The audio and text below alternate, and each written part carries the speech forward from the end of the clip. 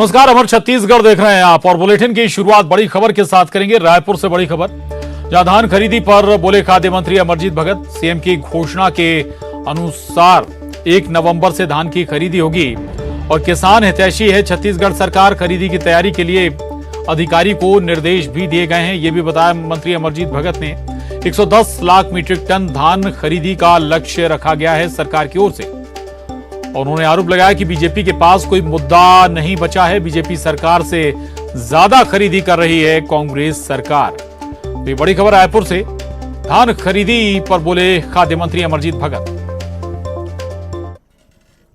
ने जो घोषणा की है उसके अनुरूप विभाग तैयारी में लग गया है और बाकी तो मौसम और तात्कालिक जो स्थिति रहेगी उसके ऊपर निर्भर करेगा। कई तो फड़ जो है बारिश में अगर भीगा रहेगा तो कैसे करेंगे, उसके लिए भी विचार अल्टरनेटिव क्या हो सकता है उस पर विभाग तैयारी कर रहा है।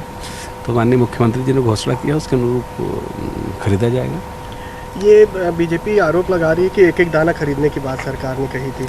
तो बीजेपी को तो बोलने के लिए कोई मुँह ही नहीं है, बिना मुँह का बात करते हैं लोग। इन लोग का सरकार था तो कभी 70 लाख से ऊपर नहीं गए।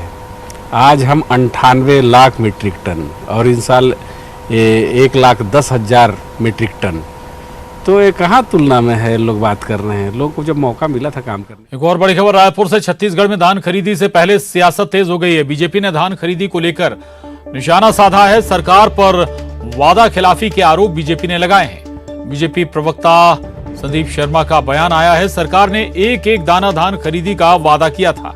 कांग्रेस के वादे को 4 साल पूरे हो गए। बीजेपी ने कांग्रेस से पूछा है, क्या हुआ तेरा वादा।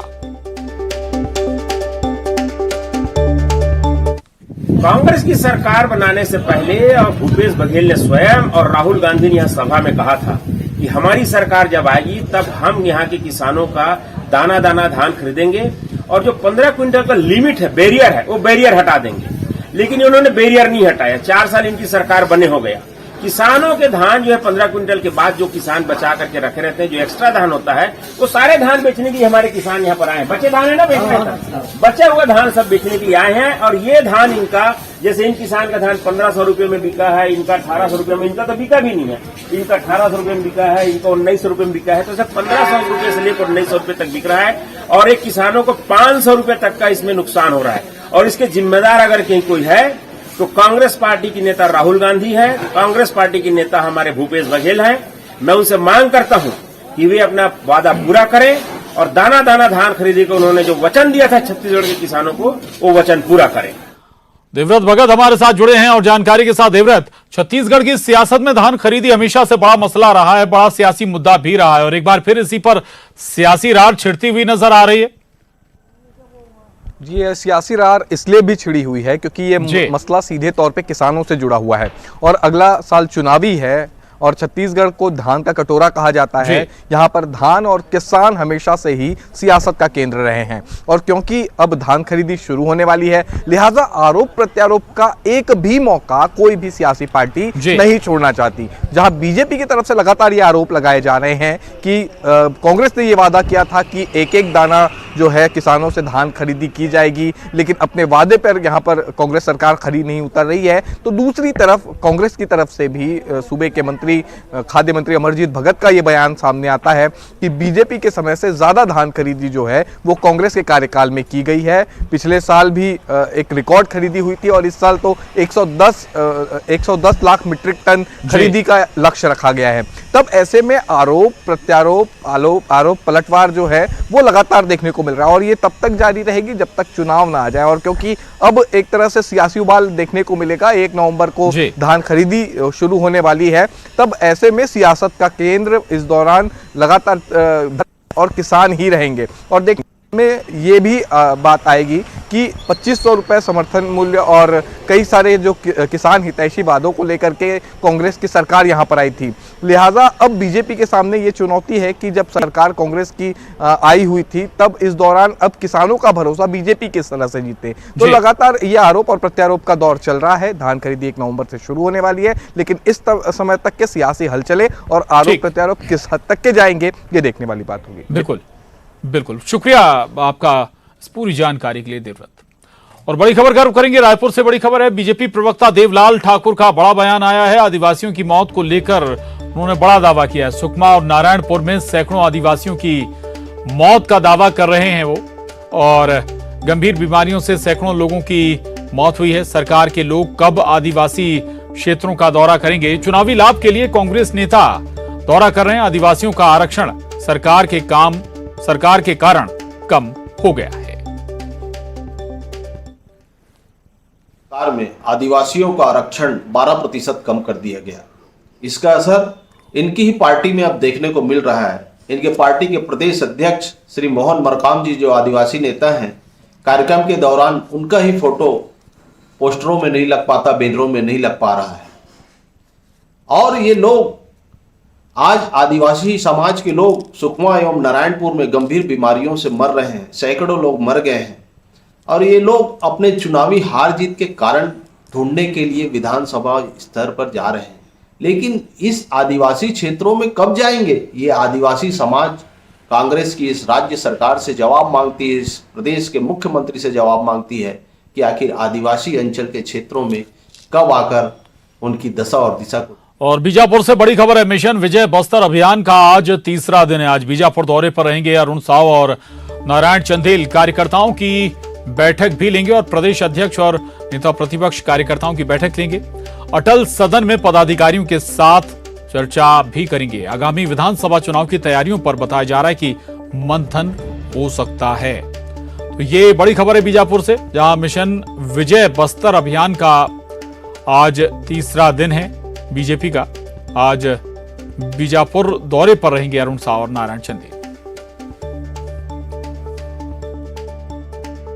बड़ी खबर रायपुर से। बीजेपी के बस्तर दौरे पर अमरजीत भगत ने तंज कसा है। बीजेपी के प्रदेश अध्यक्ष और नेता प्रतिपक्ष दौरे पर हैं दोनों, और दौरे पर अमरजीत भगत का बयान आया है। आदिवासियों को लेकर बीजेपी के दिल में कोई जगह नहीं है। बीजेपी केवल राजनीति करती है।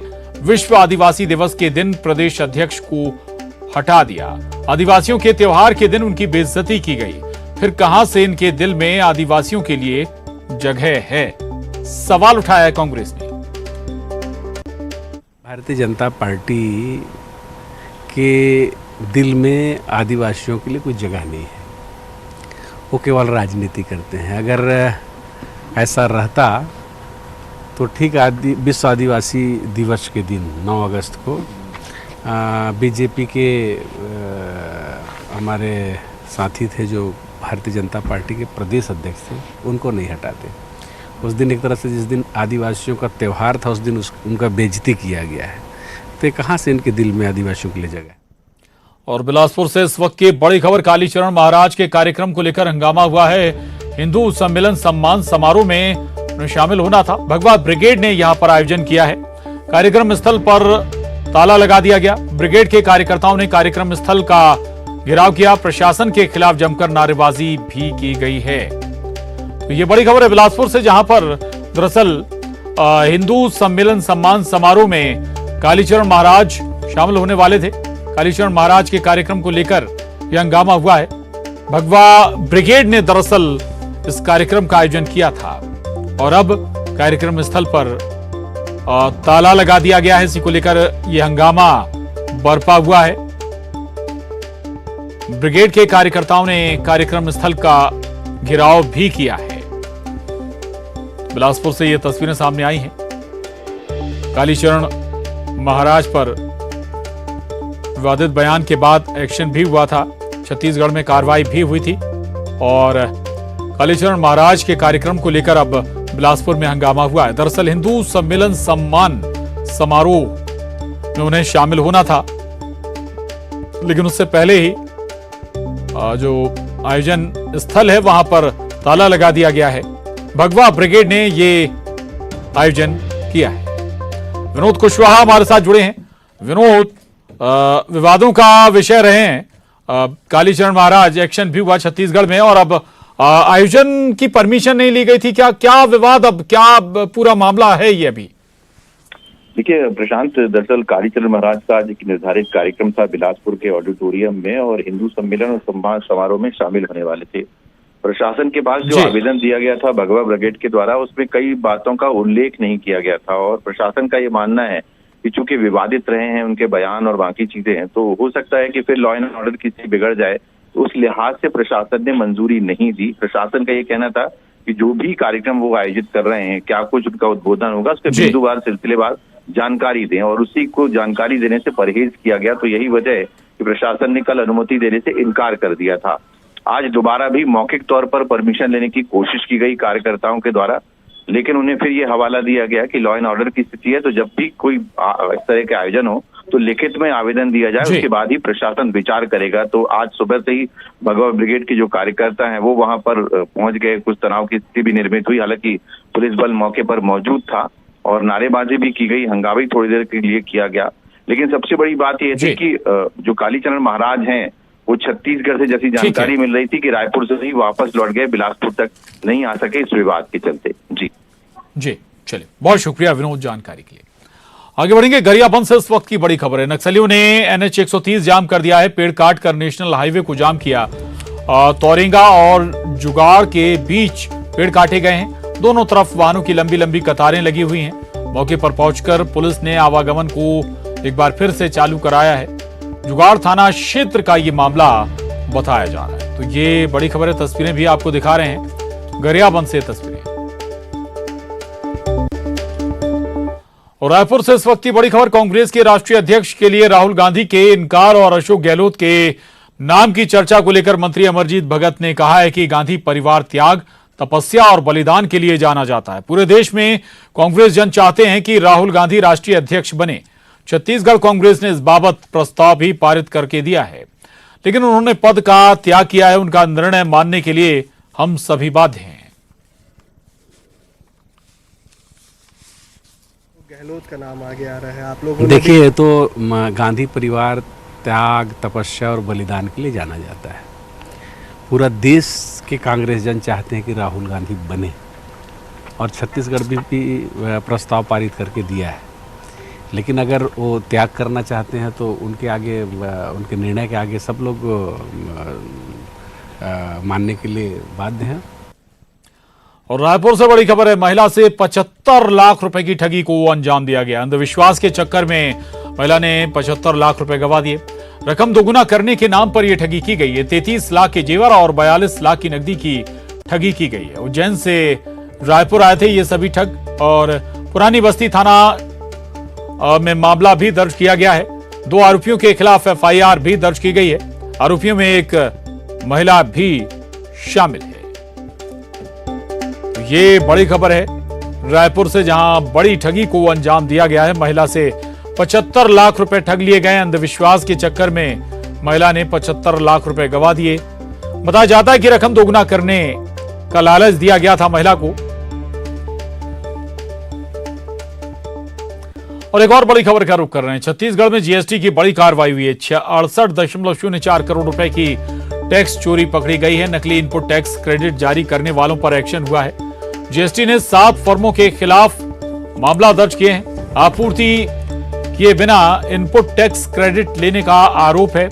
छत्तीसगढ़ में पहले भी ऐसे मामले पकड़े गए हैं। जिन फर्मों पर मामला दर्ज हुआ है उनमें विजोटिक developers private limited, golden traders, ARL trading company, Devi trading company, Badri enterprises, Kumar traders और सिंह ब्रदर्स शामिल हैं।